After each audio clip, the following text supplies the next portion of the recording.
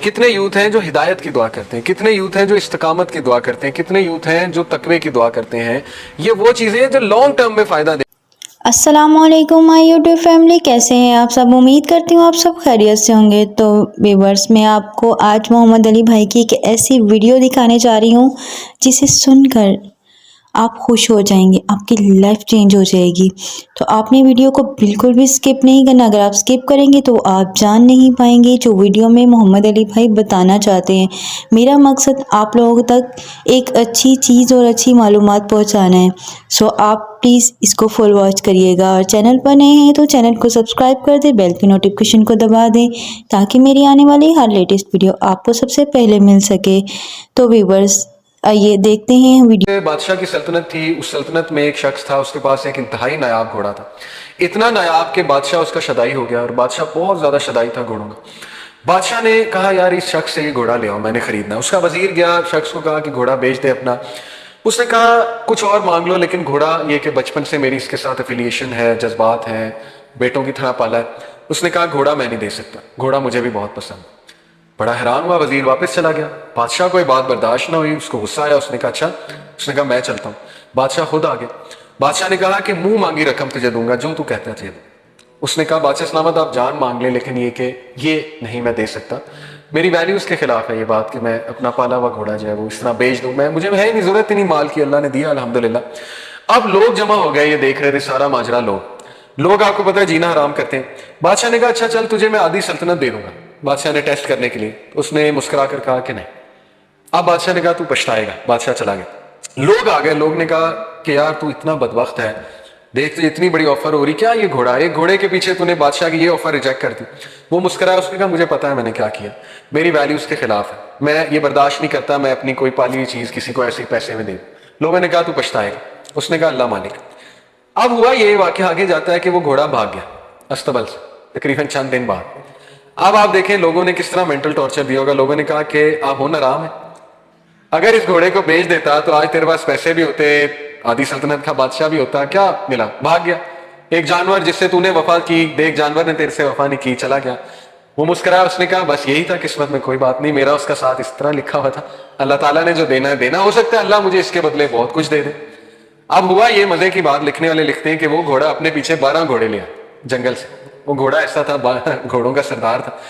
اب جب وہ 12 گھوڑے اس کے پیچھے آ گئے تو لوگ پھر جمع ہو گئے. اب لوگوں نے رویہ چینج کر لیا. بتانے کا مقصد پتہ ہے کیا رائٹر کا، کہ لوگ چینج ہوتے ہیں واقعات کے مطابق، حالات کے مطابق. ایک واقعے کو پکڑ کے نا پوری لائف کو پینٹ کر دیتے. اب لوگوں نے کہا اچھا تو بڑا عقل مند ہے، تو نے تو اس کو ٹرین کیا ہوا تھا، ہمیں تو پتہ ہی نہیں، اصل میں تو 12 گھوڑے اور لانا چاہتا تھا تاکہ ایک کی بجائے 13 گھوڑے بیچے اور تجھے زیادہ مال ملے. تو وہ ہنسا کہتا نہیں تم لوگ بیوقوف ہو، ایسی کوئی بات نہیں، بس اللہ نے دینا تھا، اللہ نے مجھے اس کے بدلے دیا، اور میرا اللہ پہ بلیف ہے، جو ہوتا ہے بہتری کے لیے ہوتا ہے. وہ ابھی تک رائٹ انٹرپریٹیشنز کر رہا ہے، ٹھیک ہے. اس کے بعد یہ ہوا کہ اس کے گھوڑے پہ اس کا بیٹا بیٹھا تھا، اکلوتا بیٹا. گھوڑے نے اسے گرایا، اس کے بیٹے کی ٹانگ ٹوٹ گئی. اب وہ پھر آگے لوگ دیکھا منوس گھوڑا ہے، تیرا اکلوتا بیٹا، تیرا کون سہارا بنے گا. اس نے کہا بھائی دیکھو یہ اللہ کی طرف سے ہوا ہے، اللہ مالک ہے، میرا سہارا اللہ ہے. میرا بیٹا ٹھیک ہے اس کی ٹانگ ٹوٹ گئی، لیکن یہ کہ دکھ تو بہت ہے، بٹ یہ کہ میری نظروں کے سامنے رہے گا، چلو اللہ تعالیٰ اس سے کوئی بہتری لائے گا. ایسا ہی ہوا. جنگ چھڑی اس میں علاقے میں، اور اس تک دور کا رول تھا کہ ہر ایسا بچہ جو چل پھر سکتا ہے اس کے ہاتھ میں تلوار پکڑائی جاتی تھی کہ آ جاؤ بھائی. اس کے گھر سولجرز آئے، بادشاہ کے دیکھا کہ ٹانگ ٹوٹی ہے بیٹے کی، انہوں نے کہا یہ تو ہمارے کسی کام کا نہیں، اس کے بیٹے کو چھوڑ کے چلے.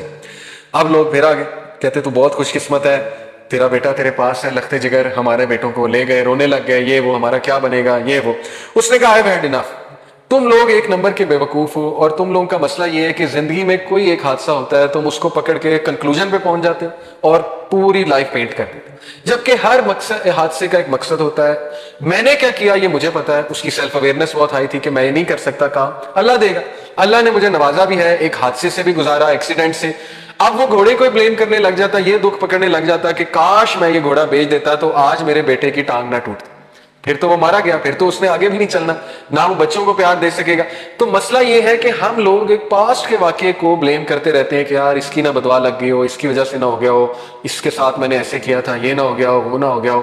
تو اللہ تو کب کا معاف کر چکا ہے، لیکن آپ خود اپنے آپ کو معاف نہیں کر رہے. اصل بات یہ ہے اللہ سے تو آپ نے تبھی معافی مانگ لی تھی، اور اللہ تو کہتا ہے مجھ سے معافی، اور اس بندے سے بھی عین ممکن ہے آپ نے اس کے حق میں بھی دعا کر لی ہوگی، اس سے بھی معافی مانگ لی ہوگی، لیکن انسان خود اپنے آپ کو معاف نہیں کرتا.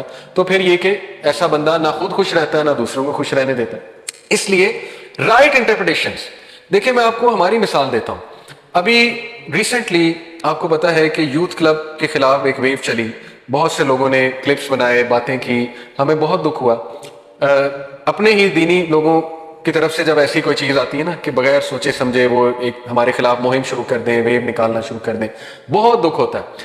لیکن رائٹ انٹرپریٹیشن یہ ہے کہ یار اگر 2 نے ہمارے خلاف بنائی تو 10 نے دعائیں بھی تو دی نا، 10 نے فیور میں بھی تو بولا نا. اگر ان 2 پہ ہی دکھ لے کر بیٹھ جائیں، ان 2 پہ ہی ہم رونا پیٹنا شروع کر دیں تو ہم تو آگے کبھی نہیں بڑھیں گے. تو ہوتا کیا ہے کہ شیطان آپ کو صرف وہ 2 چیزیں دکھا رہا ہوتا ہے کہ یہ دیکھیے ہو رہا ہے.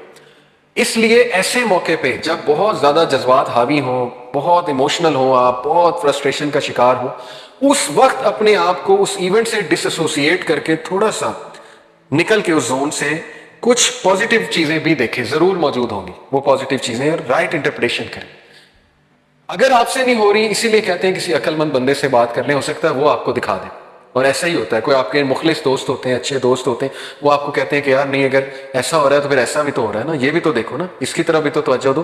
اسی لیے کہتے ہیں نا اپنی نعمتوں کی طرف بھی تو دیکھو نا.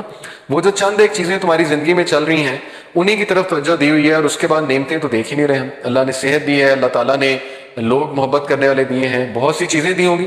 تو میکنگ دا رائٹ انٹرپریٹیشن، بہت سمپل سی مثال ہے. رش میں آپ پھنسے ہوئے ہیں، اب ظاہر ہے نہ ہارن بجانے سے گاڑی نے اڑنا ہے، نہ گالی دینے سے گاڑی کو کوئی پر لگ جانے، ٹھیک ہے نا، نہ فیملی والوں پہ غصہ کرنے سے گاڑی کو اچانک پر لگ جانے اور آپ نے ٹریفک سے نکل جانا. تو گاڑی تو پھنس گئی اور اس میں قصور بھی آپ کا کوئی نہیں ہے، سرکل آف انفلوئنس سے باہر کی چیز ہے. اب لیٹ تو ہونا ہے، بجائے کہ پینک ہونے کے، غصہ ہونے کے، ٹھیک ہے نا، فرسٹریٹ ہونے کے، جہاں پہنچنا تھا انہیں میسج کر دو میں ٹریفک میں اسٹک ہوں، اور ریلیکس ہو، ذکر کر لیں، اپنے آپ کو کام ڈاؤن کرنے کی کوشش کریں. اسی طرح کوئی بھی مسئلہ زندگی میں آ گیا ہے تو اس کی رائٹ انٹرپریٹیشن کرنا سیکھیں. سب سے پہلے اس کے بارے میں پازیٹیو سوچنا سیکھیں. یہ ایک ہیبٹ ہے، یہ ہیبٹ آپ کو